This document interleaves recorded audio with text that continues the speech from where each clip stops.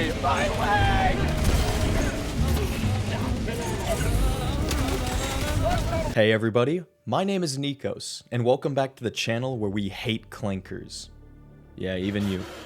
Especially you. Last year, I made a comprehensive video explaining the entirety of the Helldivers universe up to April 2024.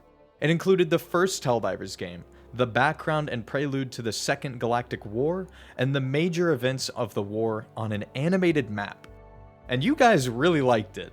It's right now the second most viewed video on my channel, and y'all kept asking me to make a new video as an update since a ton has developed in the past year and a half. Once more, my commenters, I am your content slave and will do your bidding. Before we get into the new stuff, if you haven't yet, go watch that first video to get caught up. It's a lot shorter than this one, but it has a lot of good background information to the very goofy satirical world of Helldivers. Let me explain how the story of Helldivers works a bit. The game is very unique in that it's a multiplayer PvE game where every action performed, every kill, every death is part of the game's story and lore. That's right. Every accidental team kill is part of the game's lore, so the events that I covered in the last video and the battles I'll cover in this video are the results of the missions performed by the players in their campaigns against 3 hostile factions. Before we get into the video itself, I wanted to tell you guys this one was a huge undertaking. I had to produce over 75 galactic maps, all sorts of graphical assets, and I had to do tons of research. This was a lot of reading. So it would mean a lot to me if you guys liked the video and subscribed if you guys enjoy it. Alright, let's get started. Before we get into the battles themselves, Arrowhead has released new background story details, so let's cover those real quick before we get into the carnage. Super Earth itself has been further fleshed out. Originally, we had this dated map sent by one of Arrowhead's workers in Discord. This is the updated map. As you can see, Britain is still a nuclear wasteland as penance for its crimes against food. Moscow and the major cities in Russia are also a wasteland, which implies that my Cold War going hot theory could still be accurate. The biggest development from this new map is that the major cities now have names, and Antarctica is now visualized as a sector under development. Super Earth's government has no need for preserving natural and man-made wonders, as it instead chooses to replace it with things that are super instead. As mentioned in the last video, only a handful of small rainforests have been preserved. The Great Barrier Reef has been depleted to become the newly named Minor Barrier Reef. Yellowstone Park in Wyoming is now Superstone Park. The pyramids of Giza were converted into an apartment complex, and the Great Wall of China has been renamed the Great Wall of Democracy. Take that, dirty commies. Also, the Leaning Tower of Pisa is now the Leaning Tower of Peace, so maybe the town it is situated in has also been renamed from Pisa to Peace. We can also see a historical resource depletion site in Greenland. No doubt that's a reference to the fact that under Greenland's thick ice sheets are tons of minerals and natural resources. Perhaps global warming has made the Earth more super by shedding away the glaciers of Greenland for Super Earth to mine its resources. Let's talk about the cities and sectors themselves. The major super cities are Port Mercy, formerly known as Singapore, Equality on Sea, which was once Shanghai, Prosperity City, the capital city of Super Earth. It's situated in what was Stockholm, Sweden, which is fitting since Arrowhead, the developers of Helldivers, are based in Sweden. Administrative Center 2, what was Paris, is now a secondary administrative center. Not much is known about what this city administers. Then there's Eagleopolis, which is modern-day Cairo, Egypt, and is also a fitting name since there was an ancient city on the outskirts of Cairo named Heliopolis. Then there's Remembrance, which is our Buenos Aires. I'm from Buenos Aires, and I say kill them all! And finally, York Supreme, a more super evolution of New York. The map itself has a disclaimer in the bottom left that mentions it is subject to change without notice, and the Ministry of Truth can update it whenever they feel necessary. Alright, we got all the background lore out of the way. Let's pull up the galactic map and see where we left off.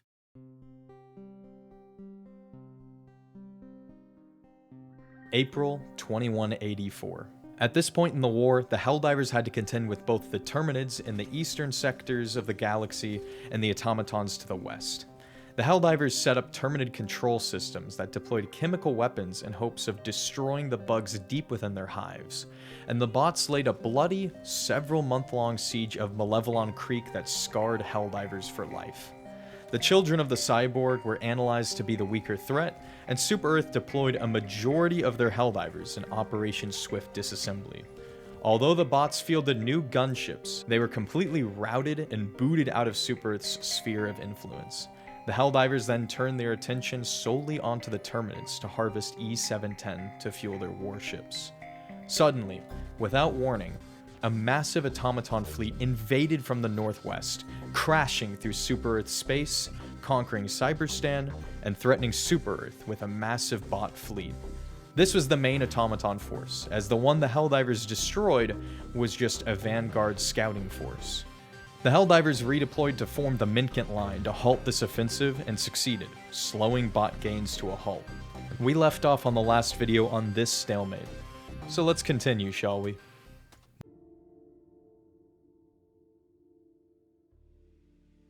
As the automaton invasion ground to a halt, they turned their sights on Marfark. The bots deployed factory striders for the first time. These are essentially massive walking tanks that can produce bots at will. Despite this new challenge, the Helldivers managed to hold the planet successfully. Days later, Helldivers were deployed to Terminid worlds to slaughter bugs wholesale for E-710 harvesting. High Command deemed this necessary to refill their fuel reserves in anticipation for a coming counteroffensive against the bots. Both factions launched invasions throughout the next days in retaliation, but the Helldivers held the line. Intel determined that citizens on two bot-controlled worlds, Chuhei and Penta, were trapped and in desperate need of rescue. The citizens on Chuhei were workers developing anti-tank mines, while those on Penta were testing and producing new air-burst rocket launchers. Helldivers were given a choice, to which they liberated Penta, saving the citizens and acquiring the new air-burst rocket launcher stratagem for the entire fleet. Unfortunately, the landmines could not be saved, as Chuhei proved to be a bridge too far for the Helldivers. Suddenly, a new disaster awaited Super Earth on the Terminid front.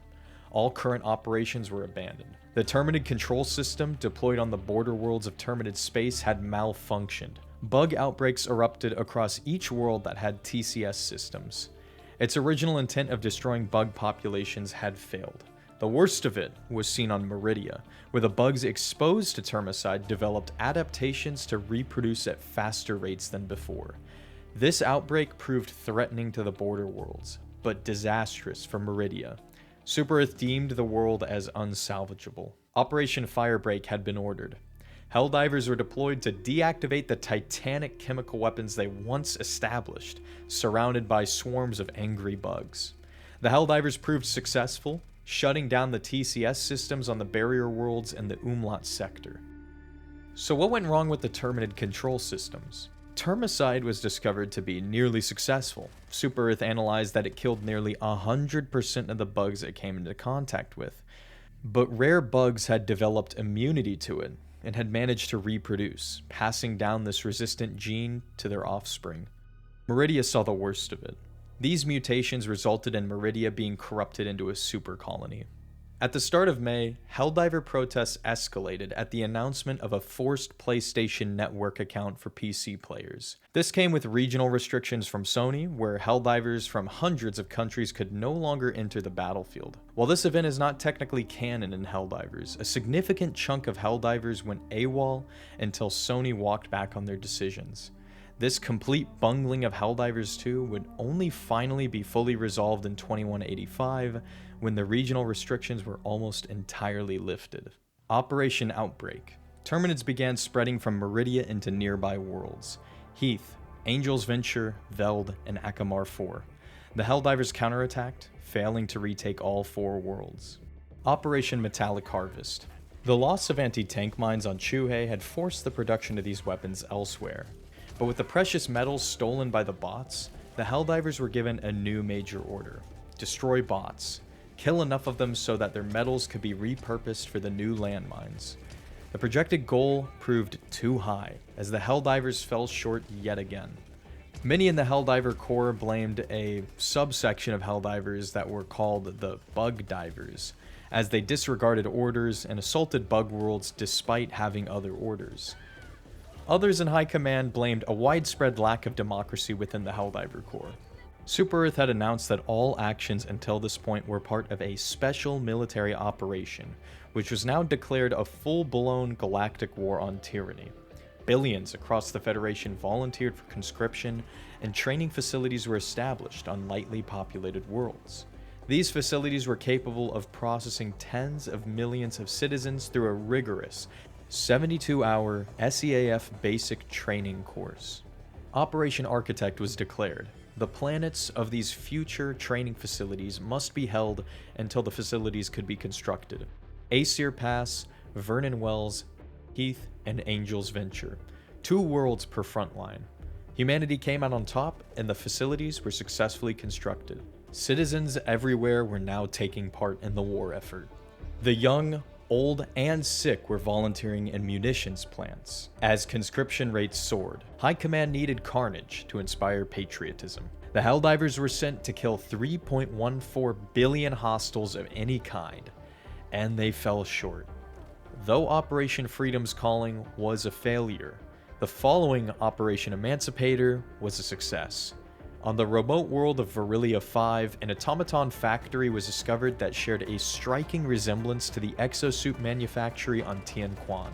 The Helldivers assaulted the world, liberating it, and alterations were performed to convert the factory to produce Emancipator exosuits, armed with 2 double-barrel autocannons. Operation Enduring Peace. This is it. The time to deal with the Meridia super colony had come. Super Earth's brightest minds had developed an experimental weapon using a new substance known as dark fluid. This fluid was reportedly recovered from an ancient enemy from the First Galactic War, the Illuminate. This dark fluid was to be deployed on Meridia. A 2-phase operation was drafted. The first step forged a path to Meridia. Helldiver units cleared Fenrir 3, Angel's Venture, and Turing to allow for the deployment of this new weapon successfully without impedance from Terminid forces. Weaponized payloads of dark fluid were deployed throughout the Federation's fleet in this sector. Phase 2 was initiated. The mission? Destroy Meridia at all costs. Helldivers deployed to the corrupted surface of the infested world and began inserting dark fluid deep into the planet's crust using tectonic drills. Terminids attacked other worlds in response, but the dark fluid had reached critical mass, and nothing could be done to stop it. All Helldivers evacuated the surface, and what followed was something we'd never seen before. The planet collapsed itself, giving into a supermassive black hole that completely deleted everything within its gravitational pull. The super colony was completely eradicated, completely eviscerated. It was gone. The scientists behind this so-called Moridesh project were awarded the Super Citizenship Medal of Freedom. The Terminid threat was halted once more, and offensives that followed cleared the whole sector of Terminids. Actions quieted down on both fronts. The Helldiver Corps was sent to successfully liberate worlds from Terminids outside the quarantine zone so that citizens could return and resettle their homes. While on the bot front, Helldiver units left a trail of conquest deep in bot territory and liberated Wasat. While Wasat was a remote, mostly pointless planet, housed on it is Database 1. The Helldivers held the planet long enough for their successful extraction of vital automaton intel. It detailed the true intent of the automaton invasion and what it has to do with their conquest of Cyberstan. Complete decryption of this intel would take time, but what was gleaned was that the automatons were planning a massive terraforming project on Cyberstan. Some other initial findings included data recorded on the impact of the Terminid supercolony on Meridia. Could this mean the bots are well aware of the Terminid invasion and are attempting to leverage humanity's second threat against them? Additionally, the following keywords were found multiple times: Vessel 00, Nucleus, and the Final Collective. What were the bots up to? Operation Trolley Problem. A new quandary had hit the Helldiver Corps. A new opportunity. 2 automaton worlds were subject for liberation. First was Marfark. It had the stolen anti-tank mines that the bots captured on Chuhei. The other housed Super Citizen Anne's Hospital for Very Sick Children. High Command determined there was only time to save one of these planets. The Helldiver Corps immediately deployed, and a majority of their forces agreed to land on Vernon Wells to save the children. The heroic actions of the Helldivers liberated the planet, while the anti-tank mines eluded Super-Earth once again.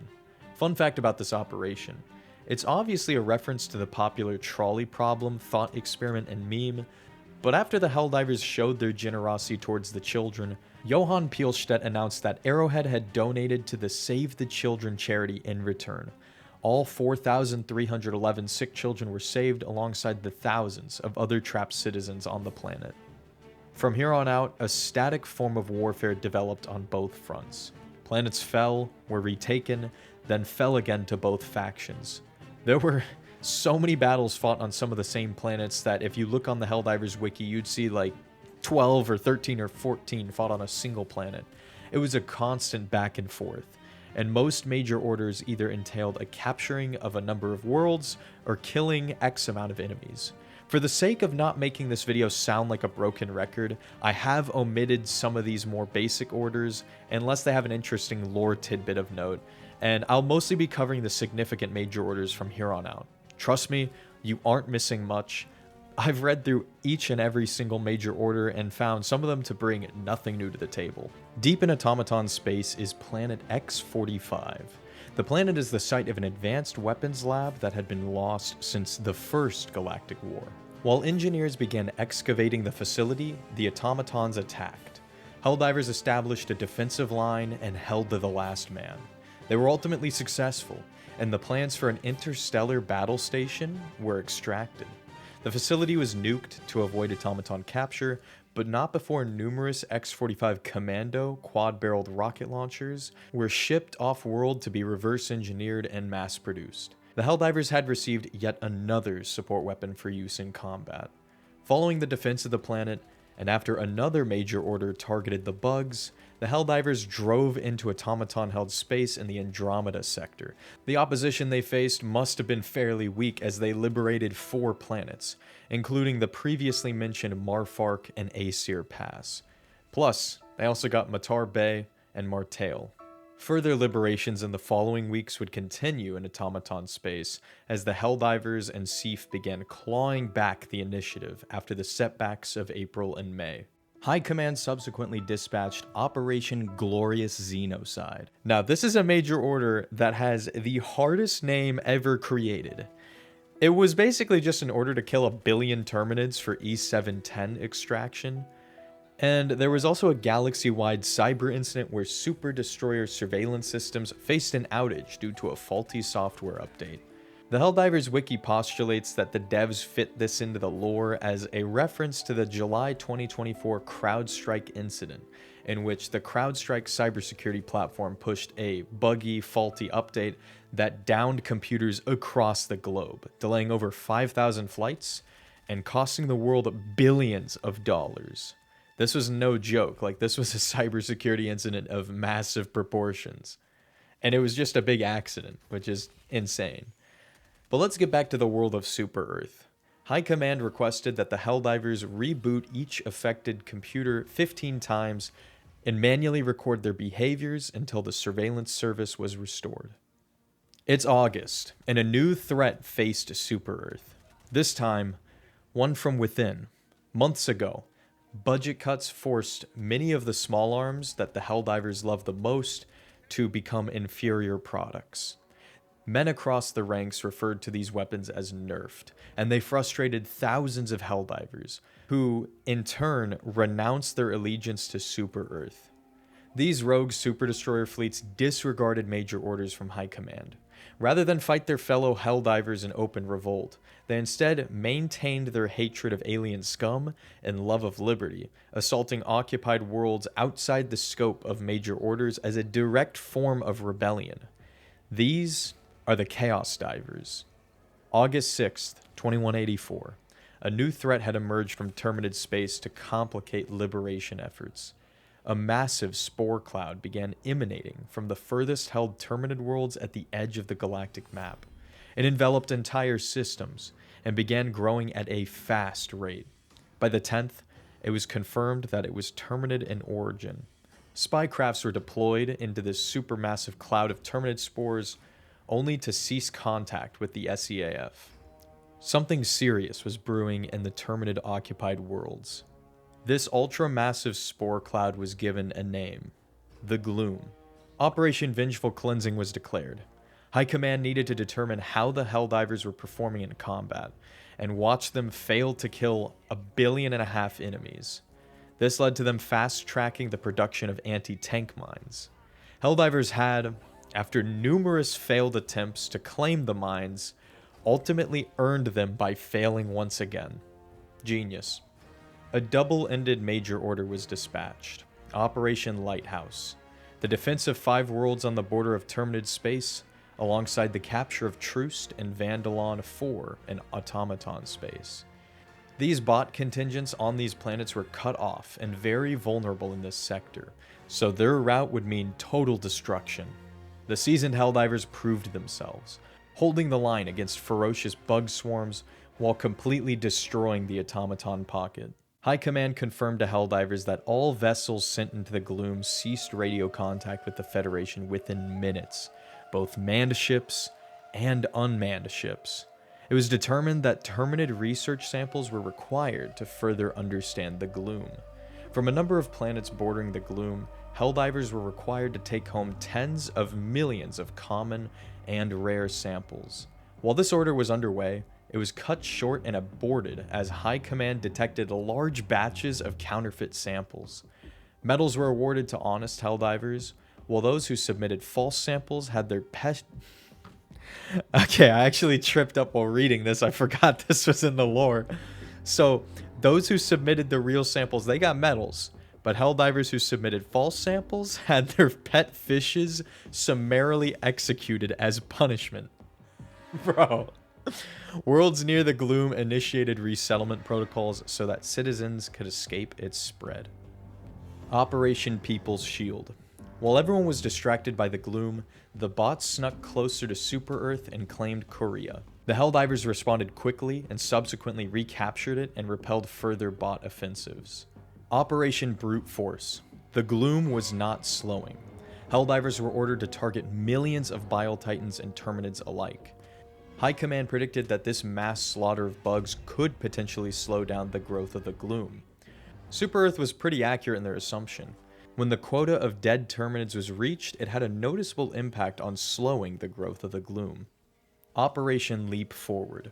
Construction on the Democracy Space Station, or DSS, had begun. A construction site was necessary first. 2 worlds were determined to have large enough magnetospheres for safe construction. Only one was required. The choices were Klasa or Yelavar. The Helldivers made their decision and liberated Yelavar. Despite the high cost in tax dollars, the space station was officially underway, but a new facility was required to outfit the DSS with proper faster-than-light capabilities. Operation Alcubierre 2. Alcubierre drives enable super destroyers and other human ships to warp from planet to planet with ease. The ultra-massive DSS would need to possess similar capabilities, but proved to require further research. Turing was successfully held from the Terminids to develop a new xenoentomology center. The Ministry of Science operated this facility to develop new, higher efficiency Alcubierre drives that could assist in the transport of the DSS and other large-scale spacecraft. The DSS would become an especially democratic weapon of war, and that the Helldivers could vote to determine which world it would orbit to be used in for combat. The DSS continued construction where it hung in low orbit around Yelavar. Helldiver operations against the bots contributed heaps of scrap metal that was used to assist in its construction. At the start of October, it was determined a strong yet ductile chromium cobalt nickel alloy was required to plate the DSS so that it could withstand space travel. Atmospheric readings on Clarel hinted the SEAF that the bots were performing deep mantle mining operations within the planet. This series of mining tunnels and forges is known as a deep mantle forge.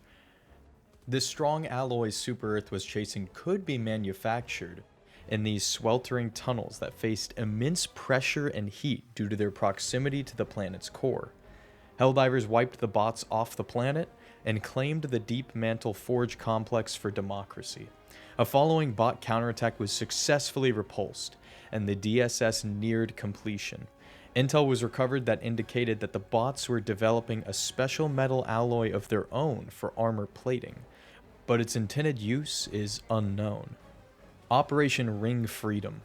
The DSS would need far more E710 to operate successfully, which means more efficient E710 extraction from bugs would be necessary. The Terminated Research Preserve began construction on Akamar 4, to which the Helldivers successfully established a protective border around the planet on Crimsica, Turing, and 3 other nearby planets, shielding the planet from Terminid attacks. Operation Jet Brigade. An emergency alert was pushed to the Helldiver Corps. Automaton ships arrived in the atmosphere of Matar Bay. SEAF bases were overrun by an automaton detachment equipped with jetpacks. Even their heavier units, like the Hulks and Devastators, were sailing through the air effortlessly over defenses using these new jump packs. This is the Jet Brigade. It's a specialized branch of the automaton faction. The Jet Brigade assaulted other nearby worlds as well shortly after. The Helldivers met this new challenge on the battlefield, preventing their forces from doing further damage to the Federation war plans by stopping them dead in their tracks at Marfark. The SEAF and Helldivers continued pushing on both the bot and bug fronts, momentarily liberating planets to shield the ongoing construction of the Democracy Space Station. Operation Liberty Day, October 26th, 2024. This is the first Liberty Day of the Second Intergalactic Special Military Operation. Liberty Day is a major holiday celebrated by the citizens of the Federation. All Helldivers were gifted with anniversary gear that was made obsolete in the past, including Helldiver armor from the First Intergalactic War and ceremonial bolt-action rifles. The chosen date for Liberty Day is a reference to Starship Troopers, the book that heavily influenced Helldivers that was published on October 26, 1959. The novel would ultimately be adapted into a movie, which is more likely the true source of inspiration for Helldivers. November 2184. Months after the Chaos Divers began their revolt, Super-Earth arsenals began to be stocked with efficient weapons once again. With these buffed firearms, the Chaos Divers largely returned back into the fold of the Helldiver Corps and resumed following major orders. Miraculously, not a single one of them faced punishment or court-martial. Helldivers continued their offensives in bot space, and held the line in Terminid space adjacent to the Gloom. The Jet Brigade was still at large, threatening the construction of the DSS. Meanwhile, there were whispers from deep space. Colonists on the fringe of human-controlled space shared stories about citizens wandering into the wilderness before disappearing. These stories made enough noise to the point where they attracted the attention of the Super-Earth government. Strawman News reported on the matter, claiming that adventurous comic books inspired these citizens to wander off into the unknown. Once lost, these colonists would remain missing, never to return, as they suffered a variety of navigational errors. With these rumors completely silenced, I think it's safe to say there's nothing to be afraid of here. Operation Spark of Liberty. The Jet Brigade returned and launched a surprise invasion towards Yelavar, attacking Tarsh alongside the DSS logistics hub before capturing the planet. The logistics hub was destroyed, but fortunately for the Federation, the facility was deemed no longer essential, as SEAF defenses held the line long enough for the high-valued personnel to get off-world and reach safety. The DSS came online. The Helldivers finally had access to a fully operational battle station at long last, and it jumped to safety just in time for Mostia to fall to the Jet Brigade and the bots to invade Yelavar. Things are starting to get tense. This new bot offensive had significant strength to it as worlds fell one after the other. But the Helldivers weren't ready to let Yelavar fall so easily. In a vote, the majority of them decided to send the DSS back to Yelavar to assist in a defensive operation on the planet. With the help of the DSS and its Eagle Storm action, the skies were blotted out with Eagle fighters that assisted the Helldivers in holding Yelavar for the time being. During this battle, a breach occurred at the Terminid Research Center on Akamar 4. This breakout led to bugs leaving the planet's atmosphere and invading all nearby planets. As if the Helldivers didn't have enough to worry about already. Operation Balance of Liberty. The Jet Brigade was booted off of Yelavar thanks to the arrival of fresh Seaf recruits, and the Helldivers chased them to Ember, where they were crushed and destroyed to a bot. The DSS was employed pretty effectively to aid the Helldivers in this offensive. Operation Iron Rain. Meanwhile, on the Terminid front, Helldivers were tasked with a machine gun efficacy review. Helldivers were ordered to test the MG43, Stalwart, and Heavy Machine Gun to determine which one is the best. Which machine gun is the Helldiver approved machine gun? Ultimately, the MG43 proved to be the best, as it killed 50 million Terminids first. Citizens working at the MG43 factories received a free lunch hour for manufacturing the superior machine gun. The year 2184 was about to come to a close. So far, the fronts had stabilized. The New Democracy space station was assisting in the defeat of the Jet Brigade, while Helldivers held the bugs, as well as the spread of the gloom, to a standstill. Seaf had the war under control. Operations Crop Dust and Bughammer followed. In Operation Crop Dust, Helldivers were tasked with liberating Esker, Ballistica, and Mentoria to allow for the harvesting of chlorine for use in MD8 gas mines. Esker and Mentoria were captured successfully from the bots and bugs, but the units were bogged down and ran out of time, failing the order as Ballistica was still in enemy hands. The planet was captured shortly thereafter, but not in time for the chlorine to be extracted in an efficient time frame. What followed was Operation Bughammer. AM Defense was awarded a multi-trillion supercredit contract by the Ministry of Defense. The following order, Bughammer, had Helldivers redeployed to Archinar. I'm gonna have to Google how to say this. Helldivers redeployed to Ahernar Secundus to defend the future site of an AM Defense Weapons Factory hub against Terminid attacks. Although the DSS went offline due to a catastrophic failure, the bugs proved to be an easy pushover, where Helldivers held Gatria with ease on December 12, 2184. Super Earth High Command estimated that the Helldivers would easily accomplish this mission, as they only needed to hold off a few more Terminid invaders.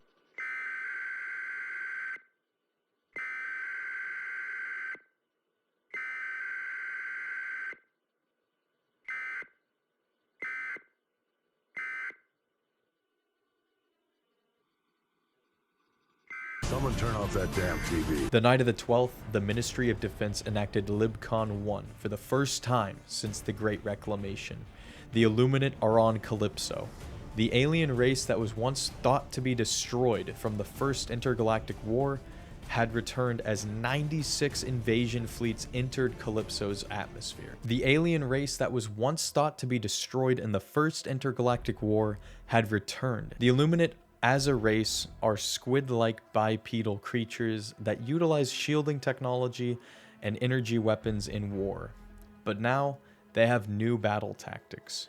Through undemocratic, horrific science, they've transformed captured super citizens into half-squid, half-man abominations to liberty. It seems that the Illuminate never made up for their losses from the First War, and instead have decided to convert thousands to possibly even millions of captured super citizens into mindless, voteless zombies. The Illuminate also made use of armored units in the form of tripod-like mech vehicles known as harvesters that appear fairly reminiscent of the tripods featured in the old story known as War of the Worlds. Helldivers were redeployed en masse and met this new enemy face to face for the first time in the Second Intergalactic War. All hell broke loose. The invasion was so intense, 38 million Helldivers were lost to this new enemy on Calypso. Reports from the front found that the high death statistics may have been attributed to the difficulties of learning how to combat this new enemy. Regardless, The brave and honorable Helldivers fought on through this grueling battle and ultimately held the planet. Operation Squid Game. The Illuminate retreated from Calypso before striking yet another planet, Genesis Prime, followed by numerous others. Helldivers were tasked with repelling multiple Illuminate assaults throughout seemingly random planets in the southern sectors of the galactic map. The fast recon vehicle entered production to allow for high-speed assaults as combat entered the suburbs of the planet. The Squids then launched an attack on the Arctic planet of Mog. Then came attacks on Andar and Acubin's Prime. The Illuminate were launching these furious lightning attacks across multiple worlds, sometimes simultaneously, other times one at a time. The arrival of this new threat meant that humanity's arsenals were beginning to run dry. To remedy this issue, the Helldivers began receiving new weapons and armor from Stahl Arms, a reputable arms dealer who would bolster Super Earth's armies as their budget came under strain from this new invasion. They also received the experimental Wasp launcher as a support weapon, which became an instant favorite among many divers. The Illuminate then assaulted Archianar Secundus, threatening to dismantle the fast recon vehicle production. At the end of this lightning invasion, all 7 planets were successfully defended and held by the Helldivers. High Command ultimately admitted that the dark fluid they used to create the Meridian Singularity was obtained from the First Galactic War during Helldiver invasions of Illuminate worlds. The Meridian Singularity mysteriously began exhibiting mysterious phenomena. The Ministry of Science discovered that the black hole was actually a wormhole, a tunnel in space-time connecting 2 separate points in space, and that perhaps the Meridian black hole and the Illuminate's arrival are linked. Operation Wormhole Spaghetti. Terminids were cleared from Fenrir 3 and Errata Prime once again to make room for a new center of science on Fenrir 3. Scientists here would study the Meridian Singularity. Something to note about the bizarre name of this major order, Wormhole Spaghetti, is that it's a reference towards an accident that occurred during the Moridesh project. And interestingly enough, experimentation on the dark fluid resulted in the spaghettification of 12 scientists.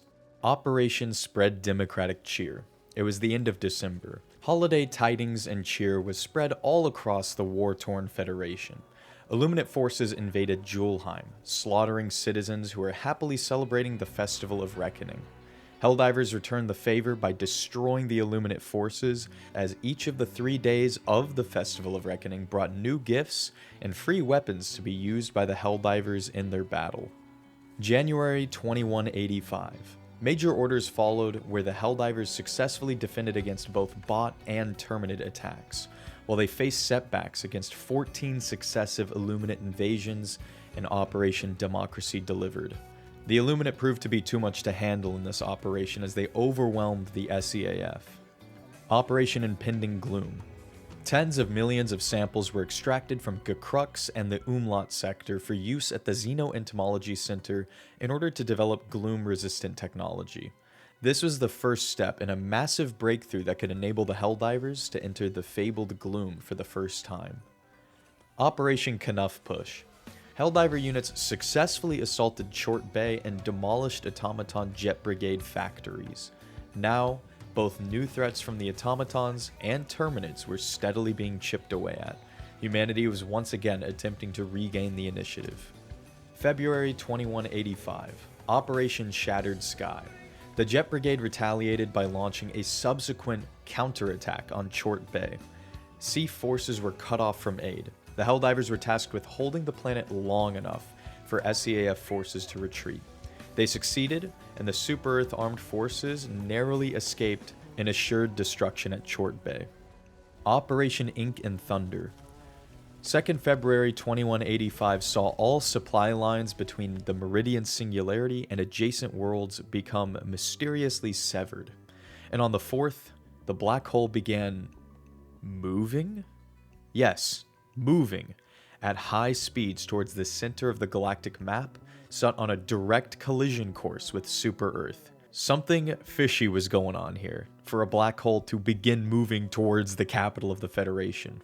The Ministry of Science ended up uncovering the Illuminate's plans. They were attacking worlds not for conquest, but instead to gather dark energy. This explains why their previous sporadic attacks only hit random planets before moving on to the next with no attempts at conquest. The more dark energy the Illuminate could gather, the faster the black hole could be manipulated and moved. Helldivers were tasked with defending 11 worlds from Illuminate invasion. Though they succeeded on 9 of the planets, the other 2 were conquered momentarily by the Illuminate. A priority alert was broadcasted. Due to these setbacks, the Meridian black hole had reached critical momentum, and it could not be slowed enough to prevent it from hitting its first target. My favorite planet, Angel's Venture. Known for its beautiful pine trees. I mean, this is just a gorgeous world. It was completely destroyed. Only high-priority citizens could be evacuated in time, as the beautiful pine trees of the Democratic Youth Scouts campground were shredded forever. Super Earth's president issued a 24-hour mourning period for the lives lost on this unfortunately doomed planet, and the Illuminate were deemed absolute scum by the entirety of the Federation. Operation Emperor's New Brood. Fenrir 3 was threatened by a new Terminid brood that likely formed within the gloom, the Predator strain. It's a strain of Terminids known for widespread cloaking and stealth abilities. These bugs are also remarkable in that they have higher speeds and more flight capabilities, which makes them not only a pain to fight against, but absolutely terrifying. The brand new Center of Science was at risk as the Terminids encroached on it, so all Helldivers were redeployed to the Umlaut sector to save the Federation's dark energy research and cut off this new offensive. This new Terminid strain attacked Fenrir 3 and were completely defeated. SCAF and Helldivers followed them to Arata Prime and crushed them there again, liberating the planet. I suppose this new strain wasn't so terrifying after all. And as a bonus for humanity, it was found that these new special Terminids also produce far more E710 than the normal bug, assisting in the war effort. Further, scientists also made another large discovery. It's now known that the energy generated from E710 usage matches the properties exhibited by dark energy. Operation Gloom Eternal. The Helldivers followed the Predator strain into the outskirts of the Gloom, equipped with new spore filters and superior communication systems that could withstand the Gloom's spore clouds. This is the first time Helldivers entered any part of the Gloom. On 4A Prime, the Helldivers successfully took the attack to the Predator strain. Huge surpluses of E710 were extracted, before the increasing density of gloom cloud on the planet forced Helldivers to unfortunately leave. But this first excursion was overall a remarkable success for humanity. Operation Good Samaritan. Meanwhile, on the bot front, the Helldiver Corps was faced with yet another trolley problem, with which they decided to pick both. Dumatir and Julheim were held successfully. This was a massive victory for democracy. On Julheim was the moderately feeble young adults of good citizen Andrews. The satire in this game, bro. What is it, the naming in this game? Anyway, all the moderately feeble young adults of good citizen Andrews were saved on the planet, as well as the gas landmines on Dumatir. Gas mines had finally entered widespread usage in the Helldiver Corps, which meant that the Geneva Convention, which was long gone, was basically being completely treaded upon by all sides in the war. Though I'm pretty certain the Geneva Convention never accounted for weaponized black holes, so, you know, I think that's long gone. Operation Wild Hunt. Super Earth had determined that the method of propulsion of the Meridian black hole was simply the Illuminate jetting dark energy streams directly into the singularity itself. Super Earth responded by establishing a blockade of warships around the black hole. The plans were solid, but unfortunately, Operation Wild Hunt fell short.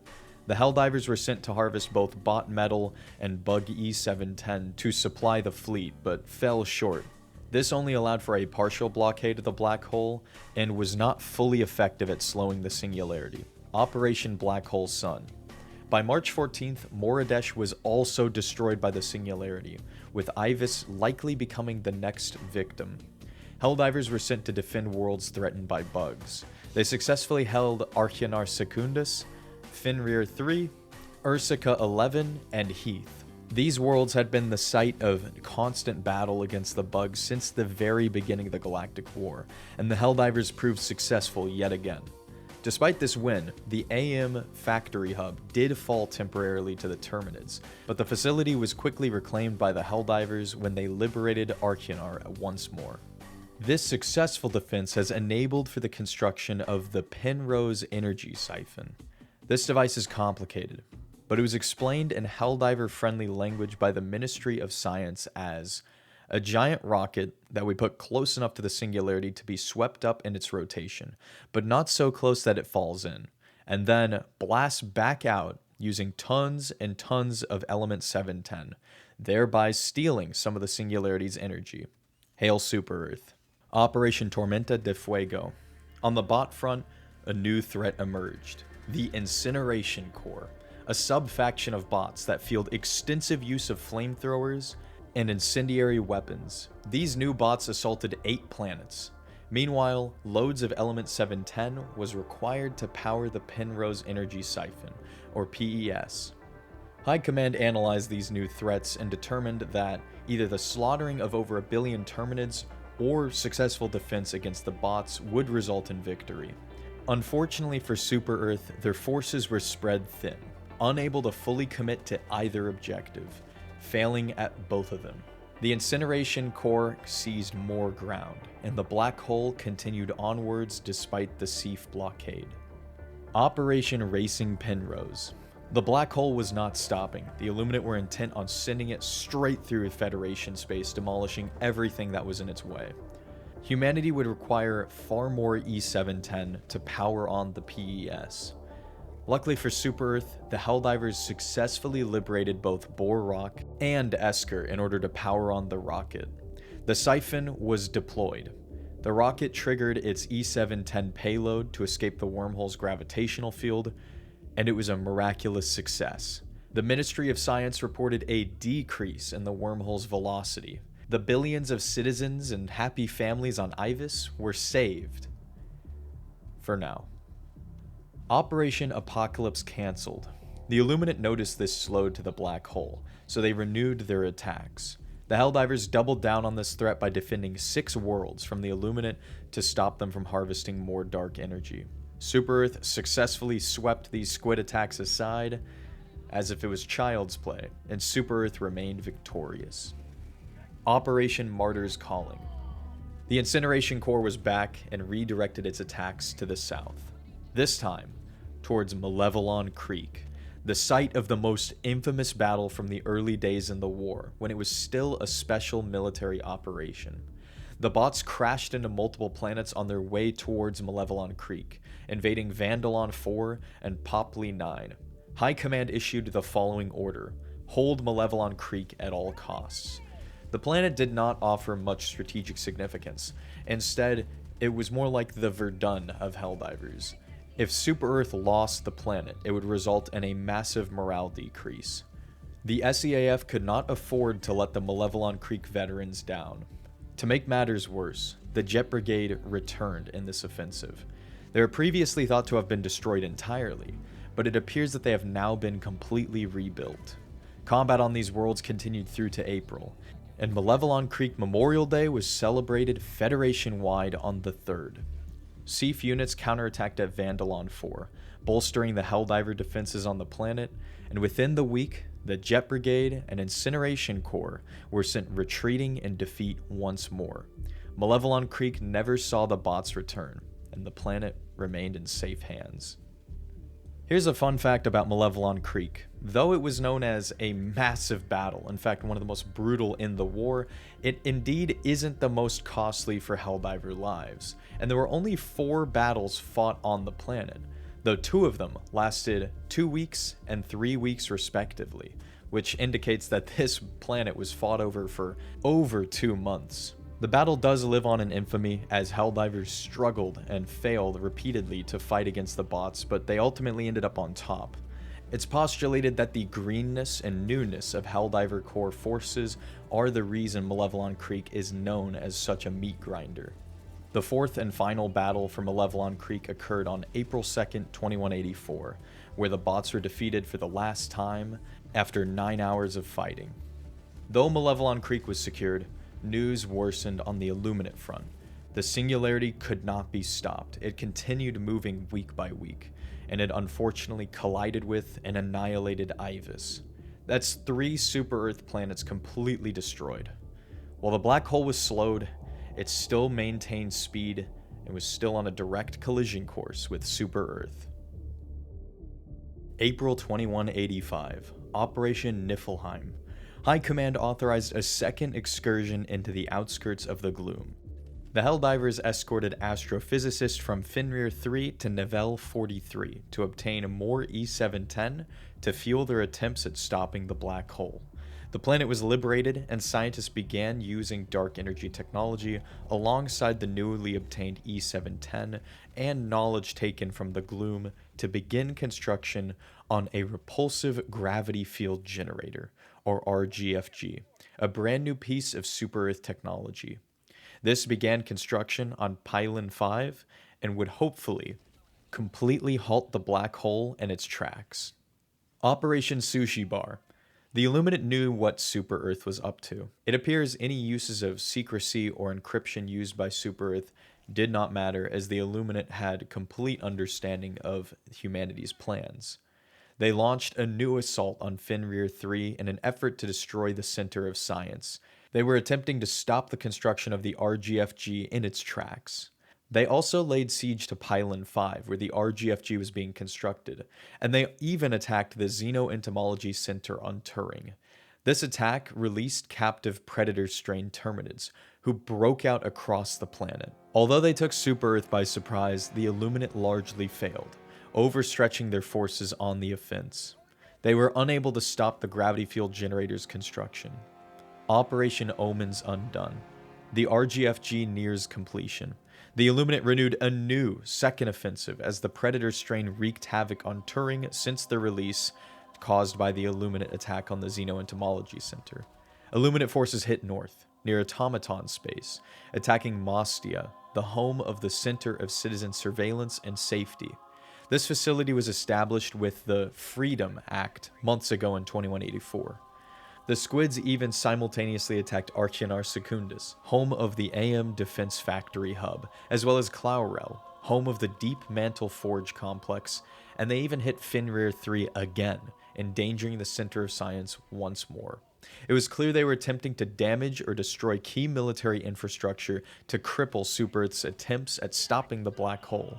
They also attacked Tibet, which confused Super-Earth strategists, as nothing of note aside from abandoned automaton factories lay on the planet. This action overwhelmed the Helldivers. With bugs and Illuminate alike striking on numerous worlds, the SEAF were unable to liberate Turing. The construction of the RGFG was completed, but it was botched due to the failure on Turing. The device failed to live up to its original design specifications, but Super-Earth needed to activate it regardless and stop the Meridian singularity. The RGFG was activated, and the Meridian black hole was halted completely before the device suffered an implosion, killing staff members who ultimately received a memorial.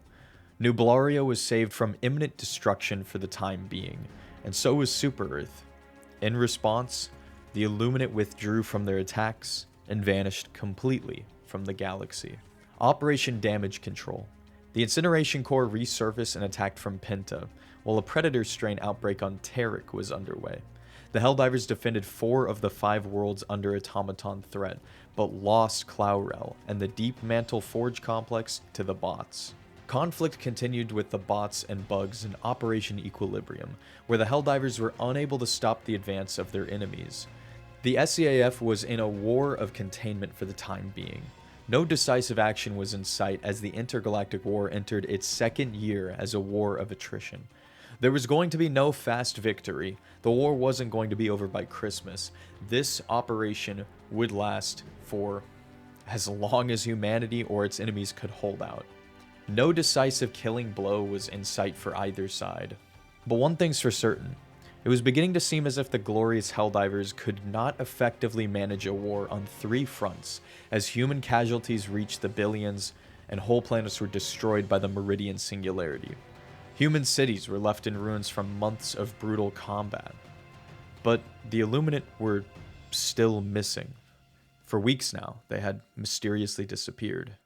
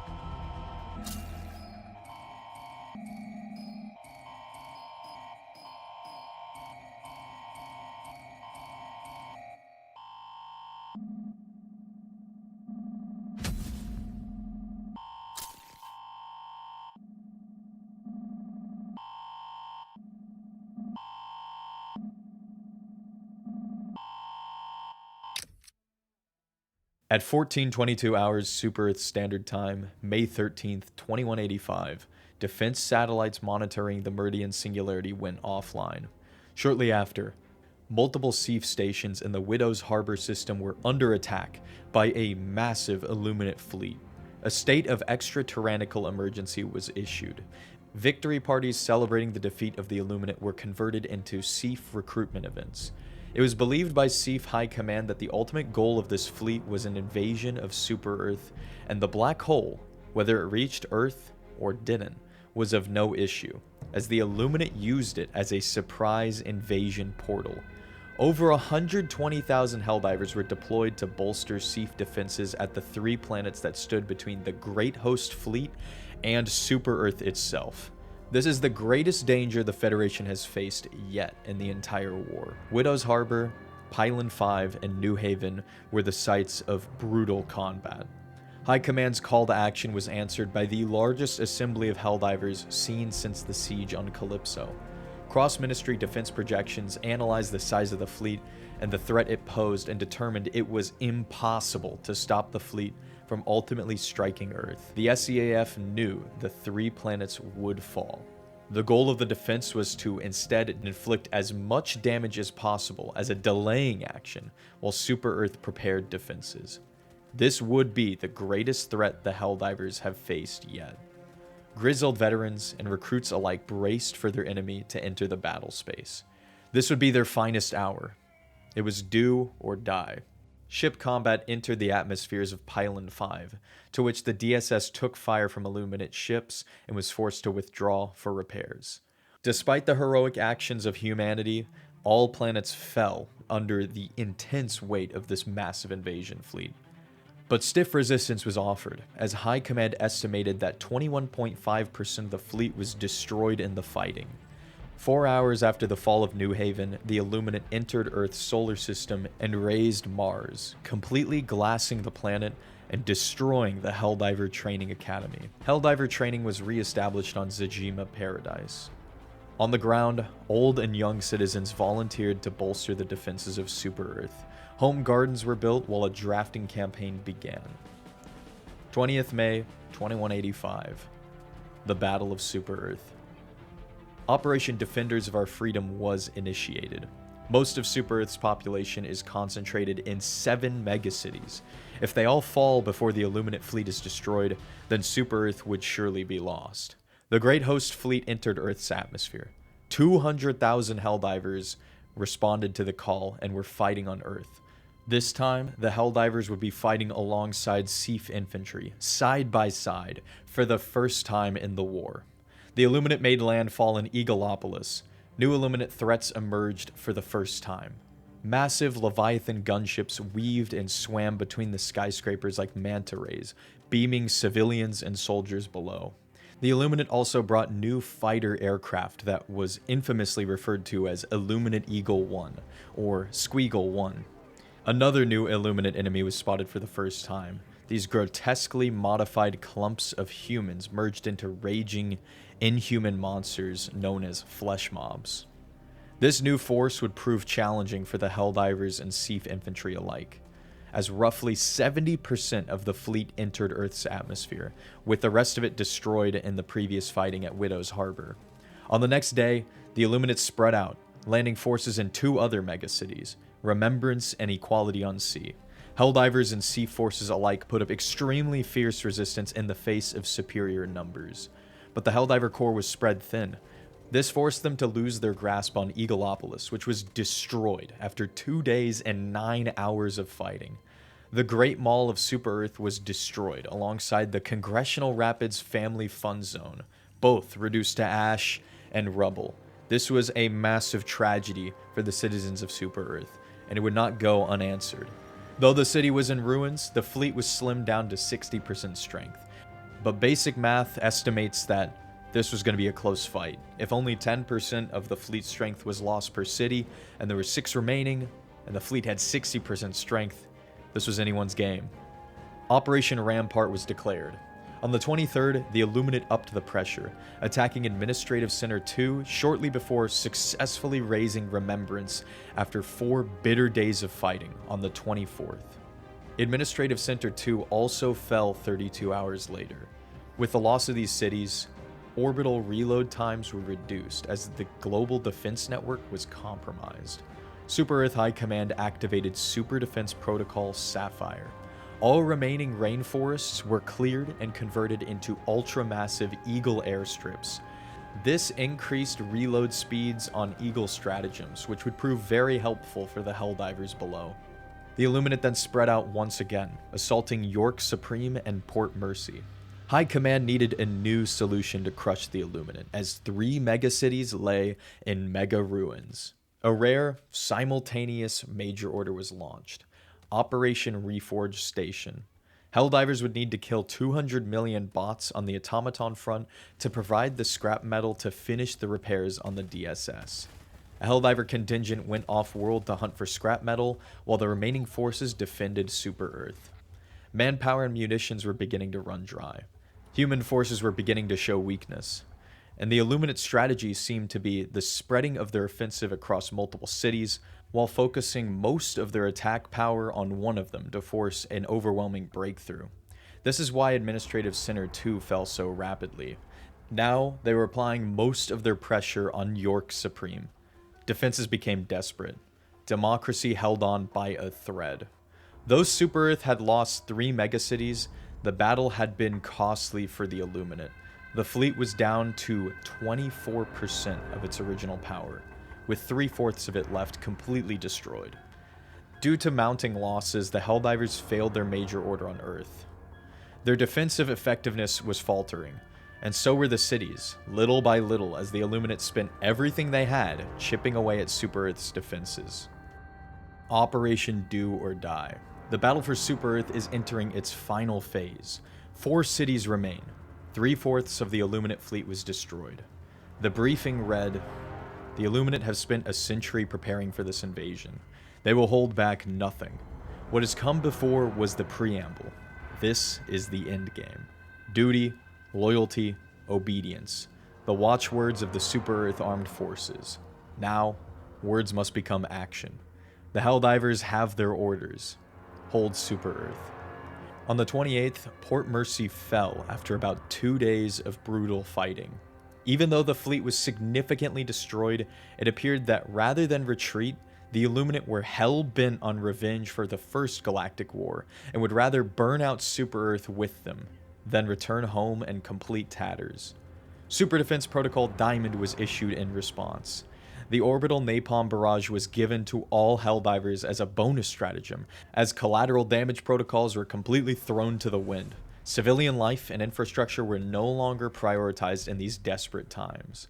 The same day, hours later, York Supreme fell, despite the influx of Helldivers who retreated from Port Mercy to protect this beacon of democracy. The state of Super-Earth was bleak. With the loss of each city, the Helldiver Corps suffered setbacks. In this case, Helldiver reinforcements were reduced by 2 for the loss of York Supreme. This overall resulted in only 10 reinforcements being allotted to Helldiver teams of 4, down from their usual 20, as so many cities had fallen.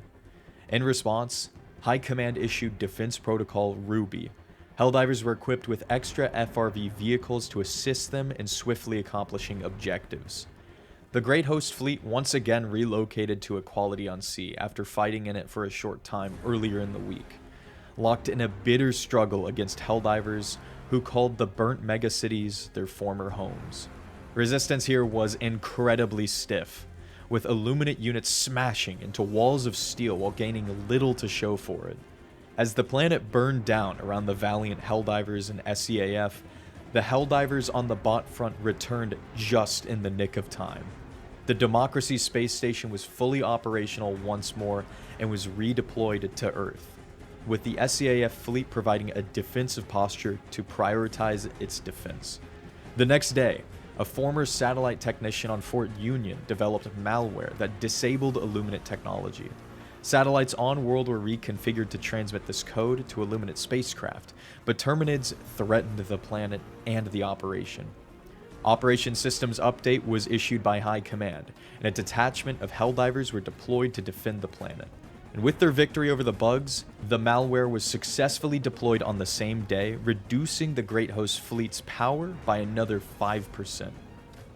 The fleet was now rendered down to just 10% of their original power, as much of Super-Earth laid in ruins. The Great Host Fleet turned in cowardly desperation towards the most heavily protected city of Super-Earth, the capital, Prosperity City. Emboldened by the drums of democracy and warfare, the Helldivers followed them there and split the defense between the capital and the only other remaining megacity. The Illuminate fleet was exhausting itself completely, especially now that the DSS was raining hell on its armies from orbit. The mindless assaults from the Illuminate inflicted further losses on their own ranks as the SEAF chewed through them with machine guns and artillery alike. The tides were beginning to turn. The Great Host Fleet was now rapidly diminishing in strength as losses rose exponentially for the invaders.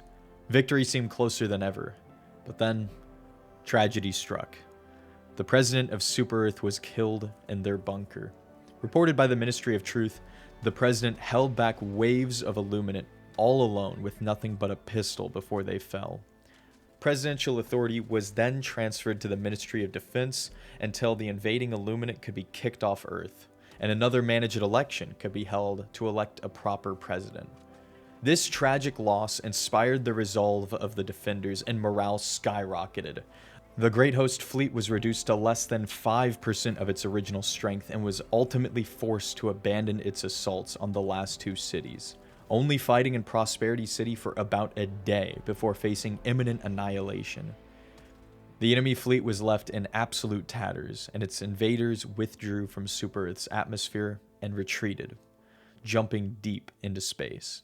Illuminate forces also abandoned New Haven, Pylon 5, and Widow's Harbor, burning the surface of the worlds before leaving in total defeat. Though weakened by a fierce 10-day siege, and with 5 megacities in ruins, Super-Earth stands. The SEAF was victorious, and a new president of Super-Earth was elected. C-01 permits were quintupled for the survivors. The invasion that was planned for a century has failed, but the war is far from over. The Ministry of Science began reverse engineering Illuminate fleet wreckage to help defeat their active camouflage technology. Meanwhile, the fight against the bots and bugs resumed throughout the following days. June 2185. Operation Deep Cleaning. The remains of the Great Host Fleet were found hidden on the worlds of Mog, Hydrobius, Haldus, and Bellatrix. Helldivers moved in to eradicate these war criminals who took part in the invasion of Super-Earth, but they fell short of their objectives. Half of the Illuminate halted the Helldivers and got away. Terminate outbreaks began erupting in megacities across the Federation. Helldivers redeployed and saved all 5 worlds of the Corpus sector to the east of Super-Earth. Meanwhile, a deep space satellite near Super-Earth went offline. High Command theorizes that Illuminate interference devices were planted during the invasion of Super-Earth, which had caused planets near Illuminate-occupied worlds to become invisible to the Federation. The satellite observation network was put back online to glimpse an absolutely horrific sight. The Illuminate were corrupting Federation cities into their own metropolis strongholds. The fates of billions of super citizens were in the clutches of a cruel empire known for biological manipulation and a lack of remorse for human life. Despite their best efforts, the Helldivers failed to reclaim both Alaert 3 and Alamox 7 from the Illuminate. Alaert 3 remained in Illuminate hands for the time being. Operation Jet Crusade. The Automaton Jet Brigade returned once more with renewed strength. They proved no match for the Helldivers at Berea, blasting off into space again with nothing to show for it. The bots were smashed on Curia as well. While this was deemed a victory, their units successfully captured other planets. SEAF High Command also announced the delivery of a new cape to all Helldiver units, the Pillars of Freedom, July 2025. A month after the Battle of Super-Earth, the Federation displays shocking levels of resolve.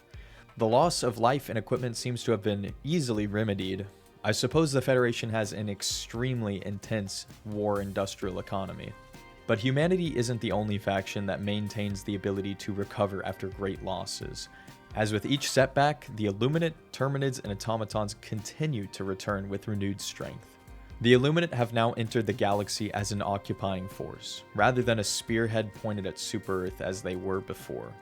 There were now 3 enemy factions vying for control of the galaxy that Super-Earth had so rightfully settled.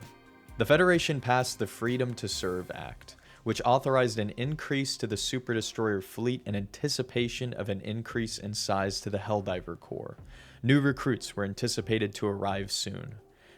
This required upgrades to the new Helldiver training facility on Zagama Paradise. Terminids and other targets would be required for live fire training exercises. Helldivers liberated Gar Heron and Gatria, extracting 50 million samples for these future training exercises. Meanwhile, on Super-Earth, the government planned on the reconstruction of Remembrance, and needed the Helldivers to tie up a Terminid attack elsewhere so that the AM Defense Factory hub could produce concrete and steel for this construction effort. The Helldivers were redeployed to familiar worlds that have seen fighting since the beginning of the war, as well as a few newer battlefields: Arata Prime, Veld, Sliff, Valmox, and New Stockholm. This proved to be light work, as the Helldivers held the line against the bugs and recaptured worlds from the Illuminate. At this point, veteran Helldivers have fought on all fronts for so long that their enemies were predictable and easy to read in combat. As the foundation for a rebuilt Super-Earth city was being laid, the Super-Earth government held a poll in the official Super Discord to select a new name for the city. The choices were New Remembrance, Everlasting Memory, Peace Beacon's Bloodlight, Winds of Change of Tides of War, and Gun. Come on, you already know which city name everyone picked. Gun was selected as the new name for the destroyed capital city by a whopping 72.54% of the votes. This is Democracy Manifest. Operation Dry Dock Lockout. Automaton forces then launched an attack on the megacities on Claurel, Yelavar, and Tarsh, putting 3 SEAF structures at risk. Helldivers and SEAF forces successfully defended Yelavar and Tarsh, ensuring the safety of the original DSS launch site. Claurel and the Deep Mantle Forge complex was lost and captured by the bots. SEAF units extracted data from captured bot drives in this offensive. It appears this assault was revenge for the destruction of Jet Brigade factories on Chort Bay. SEAF is under the belief that these bots are attempting to emulate human emotion through computer programming, which is interesting as they've determined that their enemy is completely unable to feel emotion. Meanwhile, on the bug front, a new strain of Terminids was born. They're known as the Spore Burst Terminids, and they were encountered for the first time on 4E Prime. These bugs are similar to the standard Terminids, but feature a more sickly appearance, and detonate in a toxic cloud of spores on death. Fear and terror amongst the super citizen populace amplified due to this ongoing conflict. Body horror amalgamations, killer robots, scary giant insects. High Command needed a propaganda victory. Operation Culling Nightmares followed to film the annihilation of the most terrifying of these enemies across multiple worlds. The Major Order resulted in a massive propaganda win, thanks to the Helldivers specifically targeting these spooky, scary enemies. Operation Gloom Piercer. Scientists at the Xenoentomology Center are on the cusp of a breakthrough that could upgrade Alcubierre drives with enhanced shielding. This could theoretically allow Helldivers super destroyers and other ships to enter deep into the gloom. They just needed Terminid samples, to which the Helldivers responded by holding Turing and Archinar Secundus while extracting 30 million rare samples. Chalk up another win for the good guys. August 2185. At the start of the month, in victories against the automatons in the Nanos sector, specifically at New Aspiration City on the planet Meridia, Intel has suggested that fear of death simulations have increased in frequency from invading automatons. But surely, these bots couldn't feel, right? Helldivers moved in on Boar Rock once again to clear it of Terminids. Once their job was complete, a brand new Tyranny Park 2 was underway to serve as a recreational center for the citizens of the planet. The citizens on Boar Rock would get to learn about the horrors of their enemies through educational exhibits. Fun! The first Tyranny Park on Akamar 4 was unfortunately destroyed when an underground Terminid hive erupted on November 12th of last year. This sequel was going to be bigger and better than ever. At the same time, Helldivers liberated Crimsica to roll out the red carpet for a new Element 710 facility. This was huge, as new Helldivers relied on a new E710 refinery to fuel the expanded Super Destroyer fleet. And it's perhaps one of the most significant liberations of the war because of that. And we'll see why with the following major order. Operation Ultrakill. The war was quiet. It seemed to be more of the same since the Battle of Super Earth. This would change significantly when a priority alert was issued to all Helldivers. On the 20th, simultaneous Terminid incursions assaulted planets surrounding the Gloom. Archinar Secundus, Arata Prime, Fenrir 3, and Turing faced massive bug hordes. Unprecedented levels of spore outflow was detected to be coming from the Gloom. Scientists are under the belief that the source was a Terminid population boom. The AM Defense Factory hub evacuated as it fell alongside its planet, Archinar. Turing fell right after. The Super Destroyer fleet was expanded in response. Tyranny Park 2 came under threat with the arrival of Spore Burst strain Terminids on Boar Rock. This strain also appeared on Terek, as hordes of Terminids sprung forth from the gloom. Helldivers deployed to meet this threat, while a simultaneous development put their plans into jeopardy. The automaton struck as well on the 21st, with the Incineration Corps and Jet Brigade assaulting numerous planets, threatening New Aspiration City for the second time this month on the planet Ameria. Things went from bad to worse, as the Illuminate also launched offensives against humanity on the 22nd, threatening to overextend the Helldiver Corps on 3 fronts. They pushed their way through Federation space towards Fort Sanctuary. The Major Order was a bleed them dry mission, rather than a liberation effort. Helldivers were sent to eliminate population counts of each enemy faction, as the sheer volume of attacks proved that saving every threatened world was next to impossible. High Command projected that billions of hostile confirmed kills dealt by the Helldivers were all that could stunt each of these 3 invasions. The Helldivers found this to be an incredibly tall order, as they were stretched thin on all sides.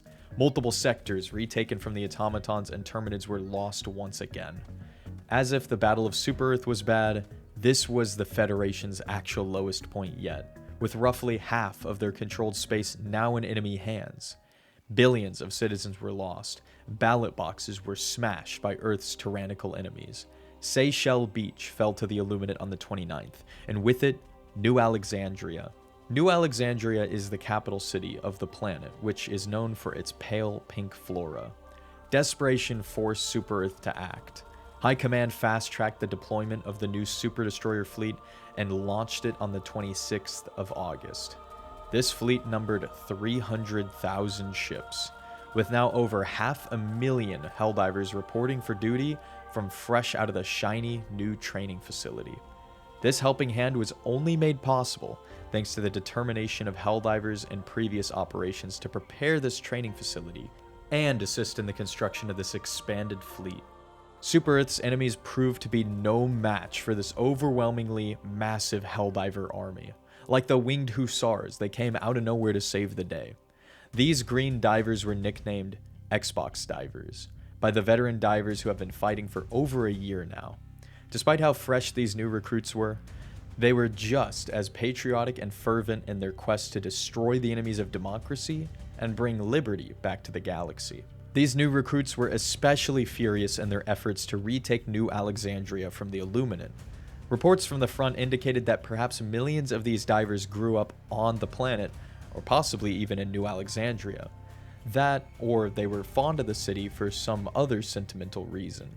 Millions of these new divers hailed from a new sub-faction of Helldivers, the Obedient Democracy Support Troopers, or ODSTs.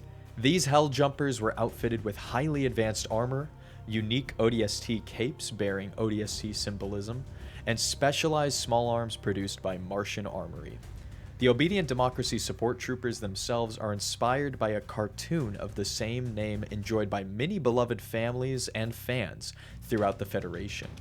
To fight as one of the heroes from their youth, and wield the M90A shotgun featured in the final episodes of the show, no doubt encouraged hundreds of thousands of these recruits to join the Helldivers.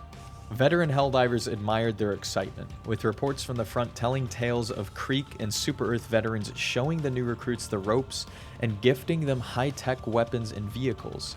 This was done to teach the new recruits how to use these more advanced weapons of democracy. Morale was higher than ever. The enemy stood no chance. The Illuminate were smashed on the 28th, automatons on the 29th, and Terminids were crushed on the 31st. Each of their offensives lay in complete ruins.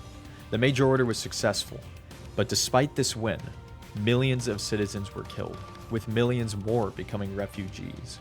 25 planets fell into the hands of Liberty's enemies, with the Illuminate snagging much of these worlds across the southern sectors.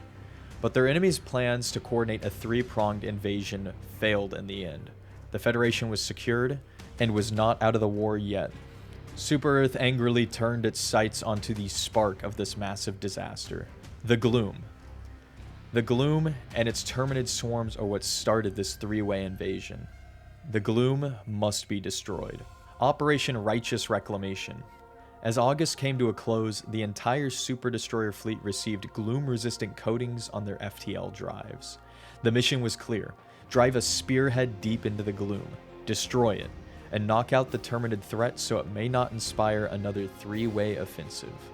Analysis indicated that the Myron sector is an apparent source of spore outflow that built up the Gloom.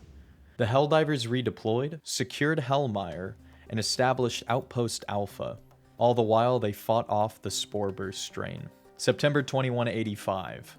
Oshuane, a grassy world that previously saw combat with the Terminids, had been terraformed into a grotesque, corrupted wasteland. It was given a new designation, Hive World. This planet was polluting space with overwhelming swaths of spores. The Helldivers assembled at Outpost Alpha on Hellmire, ready to finally take the fight to the Terminid homeworlds and hopefully begin rolling back the Gloom. Operation Rock and Stone. The spore conditions polluted this alien world. What was once grassy hills had become barren deserts, Terminid biomass, and deep cave complexes, overwhelmingly polluted with bugs. The spore pollution made Pelican flight difficult, compounding evacuation efforts on successful Helldiver operations. A new strain of Terminids were encountered, the Rupture strain. These bugs are alterations of previously encountered Terminids, but with added armor plating and the ability to burrow underground and strike without warning. New winged beasts appeared. These dragon roaches glided throughout the orange skies, strafing Helldivers with acidic bile strikes.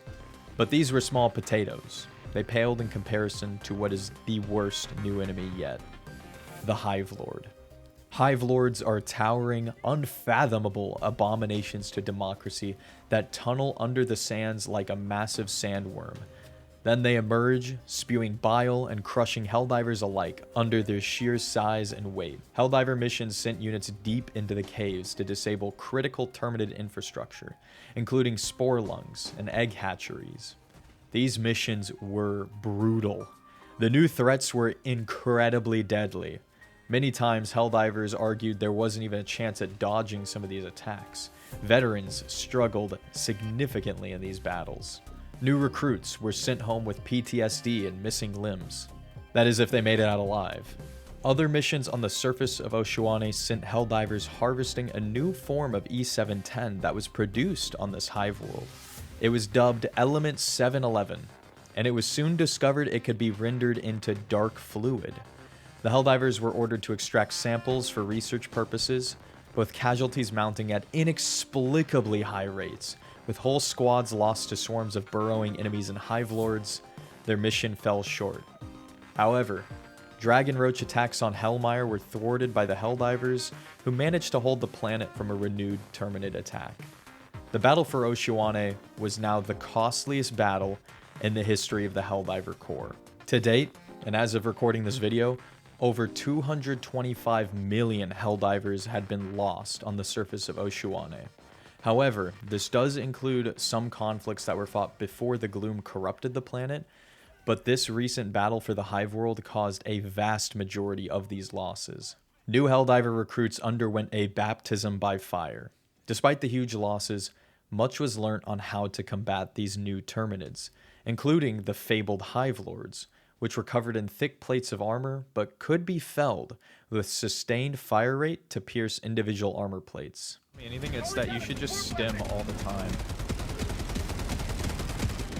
Oh my, he's not dead. Wait, he's dead? What? Yay!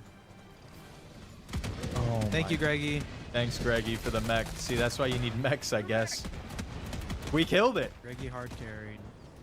The Helldivers licked their wounds and readied for round 2. Operation Gloomtide. As of writing this video, this major order is still ongoing. Seaf defenses were overrun on Gloom-adjacent planets as the Terminids struck back. The Helldiver Corps deployed its units to hold these planets against this new threat sent by the Terminids. And that's it. Over 50 pages of scripting, hours of research, and a few days spent on creating the graphics for the over 75 galactic maps used in this video. This has been every major battle and event, as well as lore tidbit since the game has released. It has been over a year since the first lore video for Helldivers 2. Over a year and a half since the first battles against the first Terminid breakouts and small automaton scouting force to the west. Since then, the Illuminate returned, invaded Super-Earth, and the Helldivers entered the heart of the gloom for the first time to uncover the horrors that lurk within. Thank you so much for watching this video. What did you think? Let me know in the comments below. I appreciate all your support on the recent videos, be it Helldivers, Call of Duty, and Halo. You guys are the best. If you enjoyed, make sure to like the video and subscribe. And a very special thank you to the channel members and patrons. Thank you guys for supporting the channel. Thank you, Owen George, Tristan YouTube Arts, Apoaxis, Patty Potato Face, Party Rat Matt, Django Bango, Gear, It's Poppy Seed, and Landfing for doing so much for this channel. Your support means a lot to me. If you would like to support the channel further, hit the join button below or hit up my Patreon for exclusive videos and behind the scenes posts. That's all from me, folks.